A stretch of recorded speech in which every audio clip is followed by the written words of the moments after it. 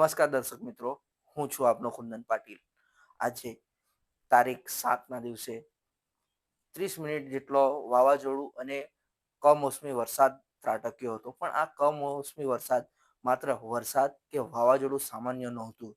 તેણે કેટલી તબાહી મચાવી છે, કેટલું કુદરતનું કહેર વરસાવ્યું છે તે જુઓ તાપી સ્વરાજના આ ખાસ અહેવાલમાં। તાપી જિલ્લાના વાલોડ તાલુકામાં આવેલ બાજીપુરા પંથકમાં સાંજના સમયે કુદરતનો પ્રકોપ જોવા મળ્યો હતો।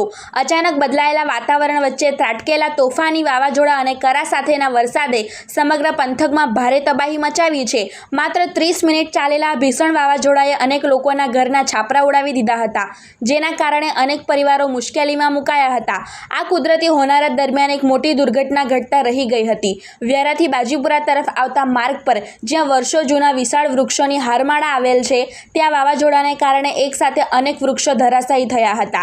આ સમયે ધુલિયાથી સુરત જઈ રહી એક એસટી બસ આ પડતા વૃક્ષોની વચ્ચે ફસાઈ ગઈ હતી। સદનસીબે બસમાં સવાર 20 જેટલા મુસાફરોનો આબાદ બચાવ થયો હતો અને કોઈ જાનહાનિ થઈ નહોતી। જોકે માર્ગ પર ઠેર ઠેર વૃક્ષો પડવાને કારણે મુસાફરો લાંબા સમય સુધી ત્યાં અટવાયા હતા અને તેમને બહાર નીકળવાનો રસ્તો પણ મળવા મુશ્કેલ બન્યો હતો। વાવાઝોડાની તીવ્રતા એટલી વધુ હતી કે રસ્તા પર પાર્ક કરેલ એક મારુતિ સ્વિફ્ટ ડિઝાયર કાર પર વિશાળ વૃક્ષ પડતા કારનો કચ્ચરઘાણ વળી ગયો હતો। સાંજે 5 થી 5:30 વાગ્યાના સમયગાળા દરમિયાન ત્રાટકેલા આ વરસાદે ખેડૂતોની કમર તોડી નાખી છે।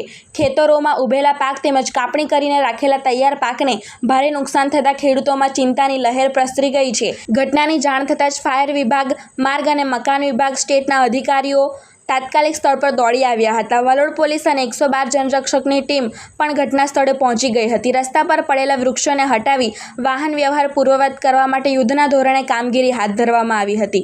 પોલીસે પરિસ્થિતિની ગંભીરતા જોઈને તાત્કાલિક ડાયવર્ઝન આપ્યું હતું અને બાજીપુરા પુલ તરફ જતા વાહનોને અટકાવી રસ્તો બંધ કરી દેવામાં આવ્યો હતો, જેથી કોઈ અનિચ્છનીય બનાવ ન બને। હાલમાં તંત્ર દ્વારા રસ્તો સાફ કરવાની અને નુકસાનીનો અંદાજ મેળવવાની કાર્યવાહી ચાલી રહી છે। બ્યુરો રિપોર્ટ, તાપી સ્વરાજ ન્યૂઝ, તાપી।